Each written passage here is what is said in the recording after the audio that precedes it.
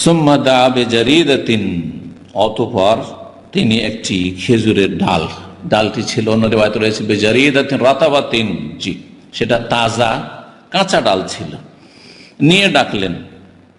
ফাকাসারাহ কিসরাতাইন, অন্য রিওয়ায়াতে ফাশাক্কাহা নিসফাইন, সেটাকে আধা আধি করে ফেড়ে দিলেন, টুকরো করলেন।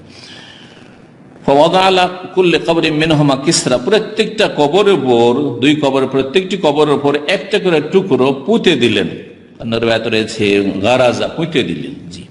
ফাকিল আলাহু, তখন রাসূলুল্লাহ সাল্লাল্লাহু আলাইহি ওয়াসাল্লামকে জিজ্ঞেস করা হইল, ইয়া রাসূলুল্লাহ, হে আল্লাহ রাসূল সাল্লাল্লাহু আলাইহি ওয়াসাল্লাম, লিমা ফাআলতা হাযা, এমনটা কেন করলেন আপনি? এই খেজুরের ডালটা আধা আধি করে একটা এতে অর্ধেকটা এতে যে পুঁতে দিলেন, এর ফায়দাটা কি? কালা, বললেন সাল্লাল্লাহু আলাইহি সাল্লাম, লাআল্লাহু আন ইউখাফফাফা আনহুমা মা লাম তাইবাসা, অন্য রিওয়ায়াতে মা লাম ইয়াইবাসা, হতে পারে যে এই দুইজনের আযাবকে হালকা করা হবে যতক্ষণ পর্যন্ত এই খেজুরের দুটো ডাল শুকায়নি। এর অর্থ কি? এর অর্থ এক শ্রেণীর লোকেরা দিয়েছে যে এই খেজুরের ডাল কাঁচা অবস্থায় আল্লাহর জিকির আজকার করে, তসবিহ করে, সুতরাং যতদিন তসবিহ জিকির আজকার হবে ততদিন আযাব হালকা হবে।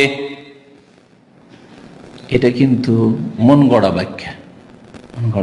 কারণ কোরআনে কারীমের সূরা ইসরাতে আল্লাহ বলেছেন যে কোনো বস্তু, আল্লাহ তো ওয়াইম মিন শাইইন ইল্লা ইউসাব্বিহু বিহামদি, এমন কিছু পৃথিবীতে নাই, আর এই শুকনো ডাল হোক, আর এই চেয়ার টেবিল হোক, আর এই ছাদ হোক, আর ফ্লোর হোক, জমিন হোক, ধুলো হোক, বালি হোক, যা কিছু হোক না কেন, ওয়াইম মিন শাইইন, পৃথিবীর এমন কিছু নেই আল্লাহর জাত ছাড়া, সত্তা ছাড়া সবকিছু যে শাই, আমার অঙ্গ প্রত্যঙ্গ হোক।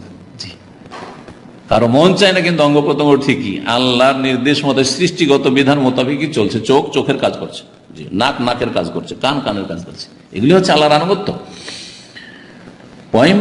পৃথিবীর এমন কোন বস্তু নেই, এমন কোন সৃষ্টি নেই যে আল্লাহর প্রশংসার সাথে সাথে তসবিহ করে না। ওয়ালাকিন লা তাফকাহুনা তাসবিহাহুম, কিন্তু তোমরা তাদের তসবিহ বুঝো না, উপলব্ধি করো না, বোঝার ক্ষমতা নেই, সবকিছু তসবিহ করে।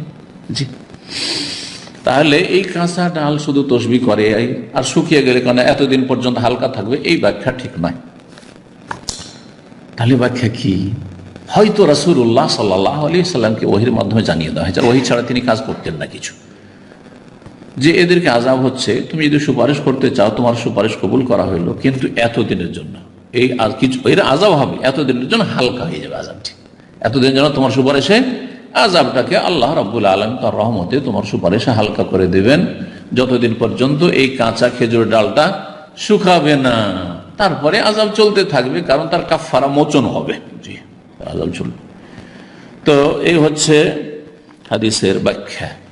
এখান থেকে কেউ নিয়েছে, আর এটা বেদাতপন্থীরা বেশি নিয়েছে, যে রাসূলুল্লাহ সাল্লাল্লাহু আলাইহি ওয়াসাল্লাম কাঁচা ডাল পুঁতেছেন যার মাধ্যমে আযাব হালকা হয়েছে, সুতরাং আমরা প্রতিটি কবরের উপর কি করব?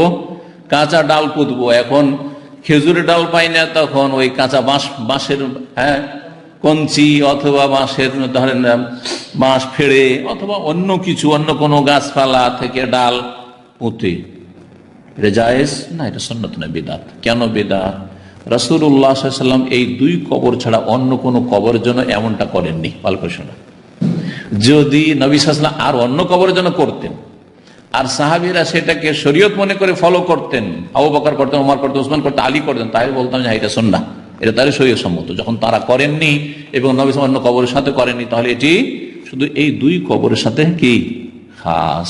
এই জন্য দেশে যেটা করা হচ্ছে এটা কি বিদআত। দুই নম্বর আরেকটি বিষয় মনে রাখেন, যেটা এর আগে বলিনি, এই কথাগুলি হয়তো অনেক সময় আমি বলেছি বিভিন্ন আলোচনায়, সেটা হচ্ছে যে আপনি যদি কবরের ওপর কোনো কিছু পুঁতেন এই ধারণা নিয়ে যে এতে কবর আযাব হালকা হবে, তাহলে এই ব্যক্তিকে আপনি পাপী বলে অভিযুক্ত করছেন, মুত্তাহাম করছেন, তোহমত দিচ্ছেন যে এর কবরে আযাব হবে, সেজন্য আযাবটা যাতে হালকা থাকে সেজন্য আমি কাঁচা ডাল পুঁতছি। রাসূলুল্লাহ সাল্লাল্লাহু আলাইহি ওয়াসাল্লাম ওহীর মাধ্যমে জানতে পেরেছিলেন যে এই দুটো লোককে আযাব হচ্ছে, তাহলে নিজে থেকে খেয়াল খুশি করেননি, জানতে পেরেছেন, তখন তার উপর দুটো ডাল পুঁতেছেন। বুঝা গেছে না? কিন্তু আপনি একজন মানুষ, আসল হচ্ছে মুসলিম, ভালো মানুষ, তার কবরে আযাব নেই, নিয়ামত আছে। আপনি যখনই আপনার কারো কবরে আপনি ডাল পুঁতছেন, তার মানে তাকে কি করছেন? অভিযুক্ত মুত্তাহাম করছেন, তহমত দিচ্ছেন যে তোমার কবরে আযাব হইতে পারে, সুতরাং আমি কি করলাম, এই ডাল পুতলাম, আমরা ডাল পুতলাম যাতে তোমার কবরে আযাব হালকা থাকে, এটা জায়েজ নয়। জি, তো মনে রাখতে হবে যে এটা সুন্নত নয়, সুন্নতের খিলাফ কাজ। হতে পারে যে তাদের দুইজনের আযাবকে হালকা করা হবে মালাম তাইবাসা, যতক্ষণ পর্যন্ত এই দুটো শুকিয়ে না যায়।